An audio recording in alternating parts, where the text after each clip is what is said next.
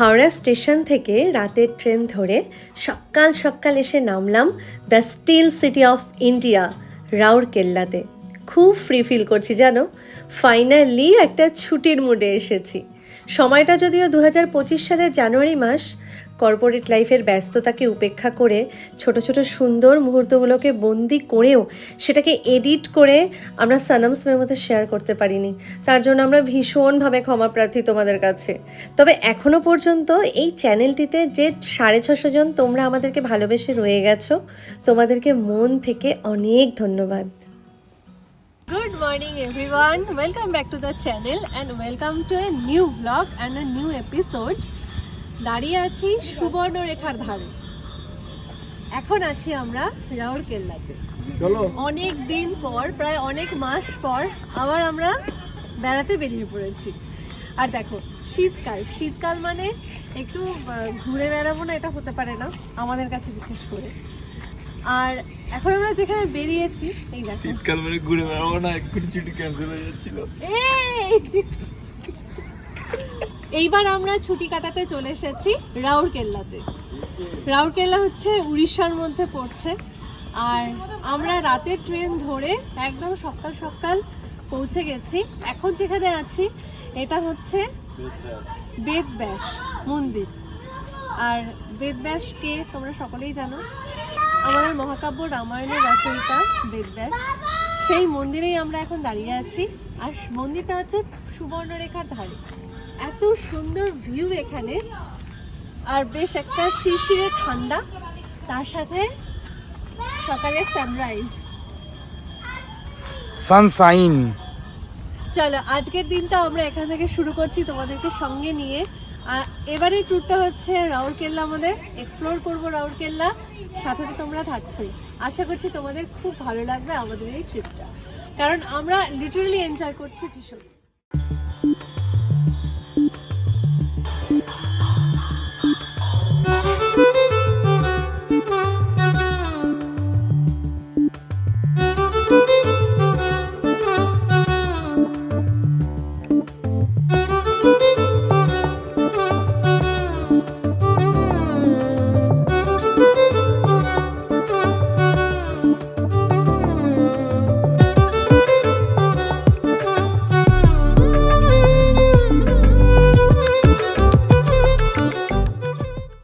এখন এসেছি মন্দিরা ড্যামে।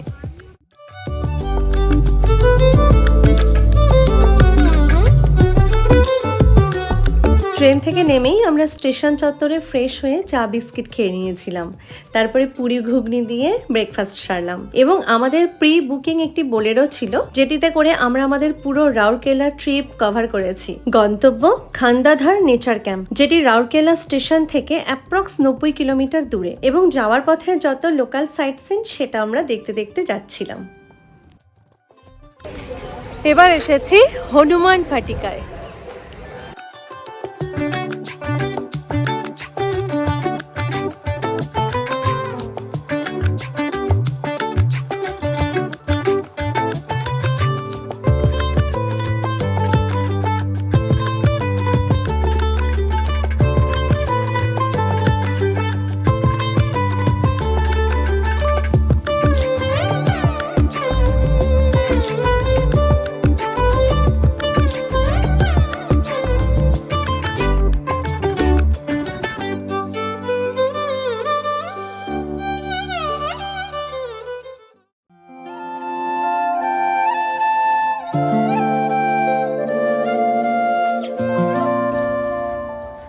হঠাৎ করে দেখে ভাবলাম যে এটা দার্জিলিং।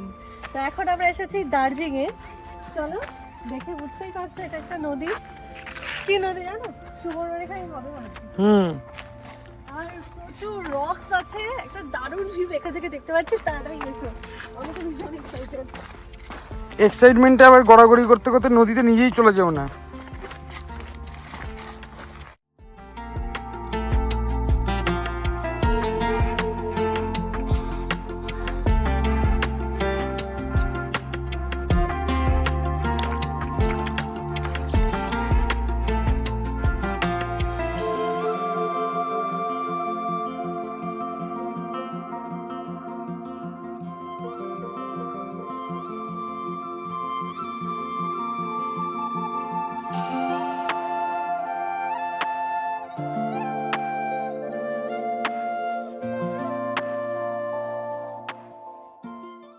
ধীরে ধীরে আমরা প্রবেশ করছি আমাদের রিসর্টের দিকে, খান্দাধার নেচার ক্যাম্প। সত্যি প্রকৃতির কোলে এরকম একটি রিসর্ট পেলে না তোমাদেরও থেকে যেতে ইচ্ছে করবে একটা পুরো দিন। সামনে সুন্দর একটি ঝর্ণা রেখে তার সামনেই রয়েছে এই রিসর্টটি।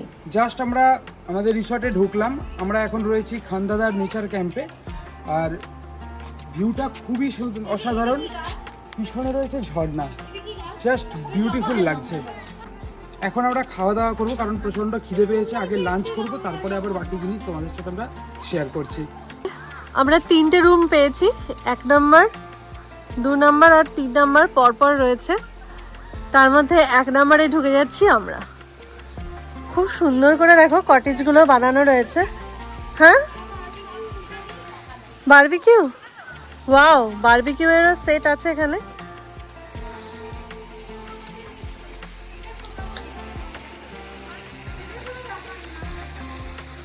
বাইরে সুন্দর সিটিং এরিয়া।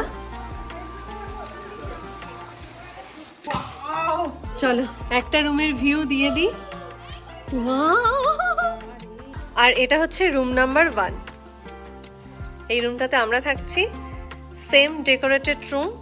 দেখো এখানে সিটিং এরিয়া আছে, আর এটা হচ্ছে একটা কিং সাইজ বেড, তার সাথে রয়েছে টেবিল, আর ওখানে দেখো কেটেলও আছে। আর এখন যদিও আমাদের লাগবে না এসি, বাট এটা একটা এসি রুম। এখানেও আছে সেম ড্রেসিং এরিয়া, আর তার সাথে